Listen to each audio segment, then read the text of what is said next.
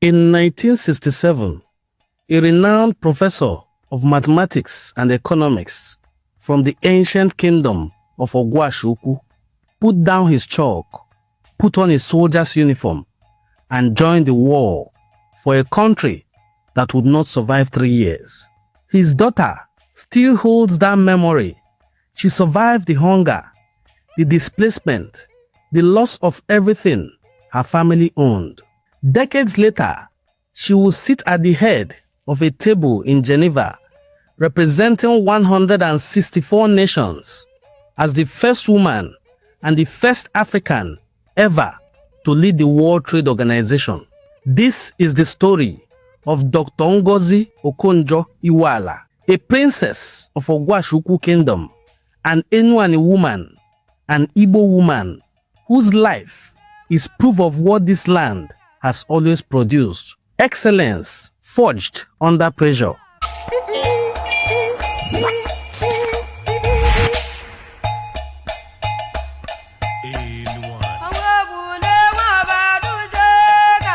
I lived through a war from the time I was 12 till I was 15, the Nigerian Biafran War.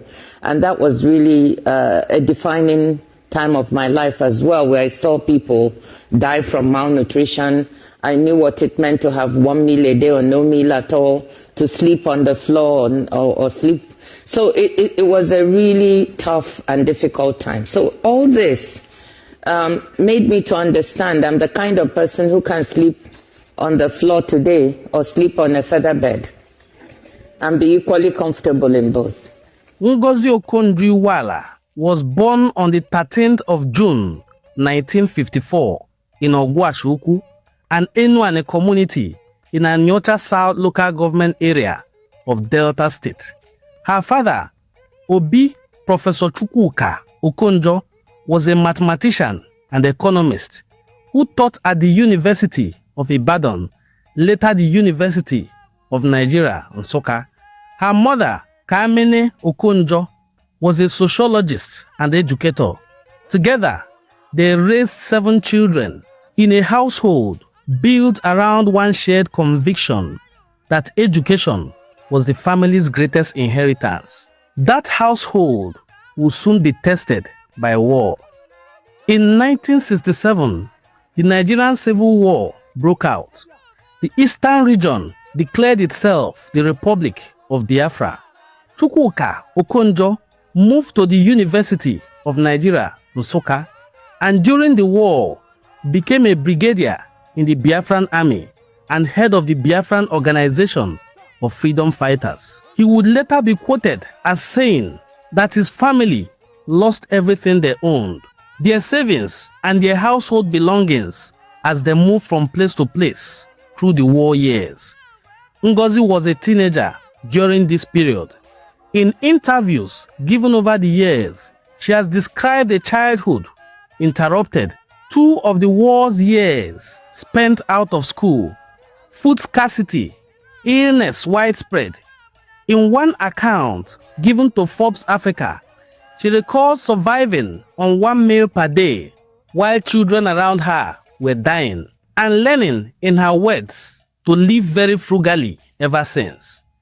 Estimates of the total lives lost in the war vary, with historians citing figures from roughly 3 million to 5 million people, mostly from hunger and disease.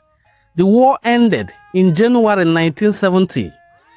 Chukwuka Okonjo returned to academic life, rising to professor of economics at the University of Nigeria in 1971.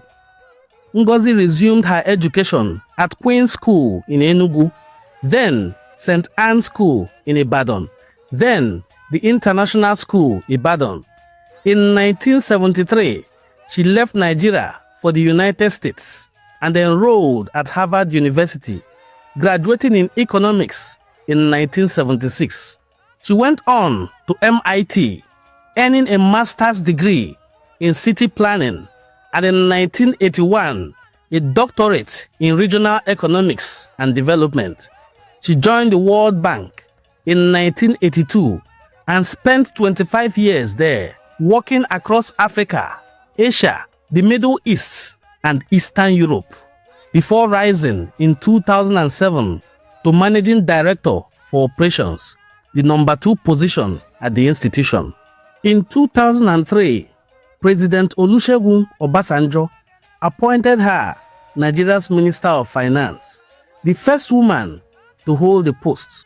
She reduced the number of federal agencies operating in Nigeria's ports from 14 to 6 and required the state governments to publish how much money they receive from the federal government each month. Her most cited achievements came in 2005 when she led the Nigerian team that negotiated the cancellation of $18 billion of the country's external debt with the Paris Club of Creditor Nations, reducing Nigeria's external debt from $35 billion to $5 billion.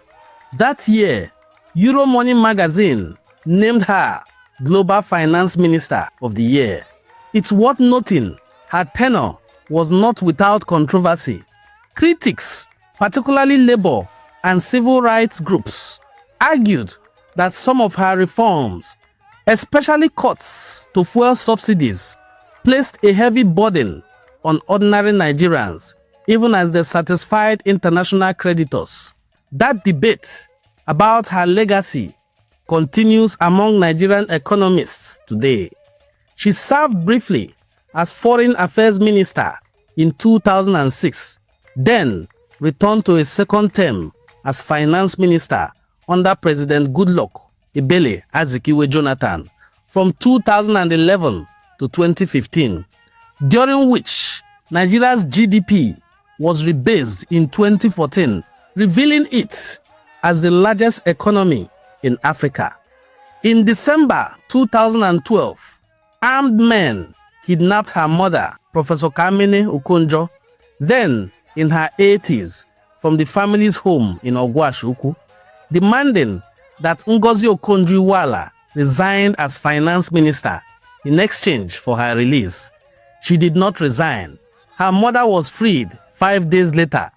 She later wrote that the experience led her to write her book, Fighting Corruption is Dangerous, dedicating it to both her parents, because they, she wrote, especially my mother, are the inspiration and instigation for it. My 83-year-old mother, a retired professor of sociology, was kidnapped by 4 young men and held for 5 days.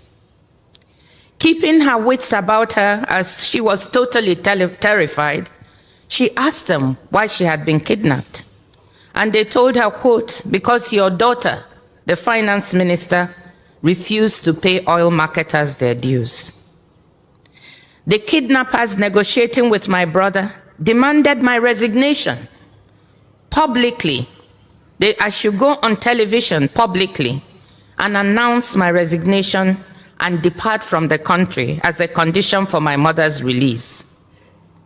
Needless to say, these were some of the worst days of my life. Imagine, when you are in position, you want your parents, all of whom are here with you today, and your relatives, to be proud of you. You want to be a source of good for your family. You can imagine how I felt sitting there and thinking, just because of trying to do something right, to implement a good bit of policy that was good for the country, this could lead to the taking of my mother's life. These were some of the worst days of my life. With my father's support, the firm resolve of the president, we all decided I should not give in to the blackmailers, and I refused to resign.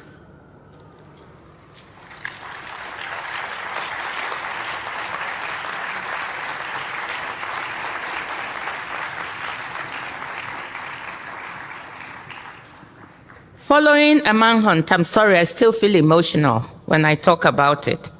And this story is not really publicly known, so this is probably the first time I'm giving the full details. Following a manhunt for my mother by police and security agencies, she was able to make a dramatic escape after 5 days in captivity, where she had only been given water and half of a sausage roll. So here was a well-justified cleanup and reform of a policy, but implemented in a dangerous reform environment where the losers in the reform, well-entrenched vested interests, decided to fight back to derail implementation. The decision not to resign was a very difficult and risky one. As it turned out, it worked. But there are days I ask myself, on my down days, what if it hadn't? What if they had gone ahead and murdered my mother, as she overheard them planning to do, with one of their handlers on the phone? Could I have justified trading off firmness on policy and standing up to blackmailers, implementing a good piece of public policy for my mother's life? What decision would you have made? Faculty, what decision would you have made?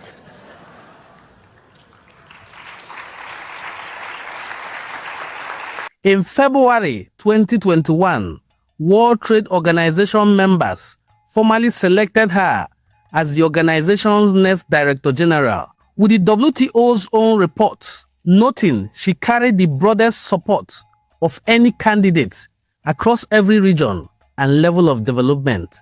She was sworn in as Director General in March 2021, the first woman and the first African to lead the World Trade Organization since its founding in 1995. She has since been named twice to Time's 100 Most Influential People, listed 7 times among Forbes' Most Influential Women in the world, and awarded Nigeria's Grand Commander of the Order of the Niger, among numerous other honors. Her father was crowned Obi of Ogwashi-Uku in 2007, and her mother became the kingdom's queen mother, a royal lineage that this daughter of Igbo land carried all the way to Geneva. Beyond titles, Dr. Ngozi Okonjo-Iweala's family reflects the same drive for excellence. She is married to her childhood sweetheart, Dr. Ikemba Iweala, a neurosurgeon from Umuahia, the capital of Abia State. Together, they have raised 4 children, Onyinye, Uzodimma, Okechukwu, and Uchechi. Their only daughter, Onyinye Iweala, holds both a PhD and a master's degree from Harvard, and now serves as an assistant professor of medicine, specializing in allergy and immunology, currently at Duke University, carrying her mother's academic rigor into the field of medicine. Her son, Uzodimma, is also an acclaimed novelist, author of Beast of No Nation. It is, by any measure, a family built entirely on the same foundation she has laid with her husband: education as inheritance passed down through generations. You cannot lead if you cannot listen. A leader must have empathy. A leader must have courage. To lead, you need to have the courage of your convictions, because leadership is not easy.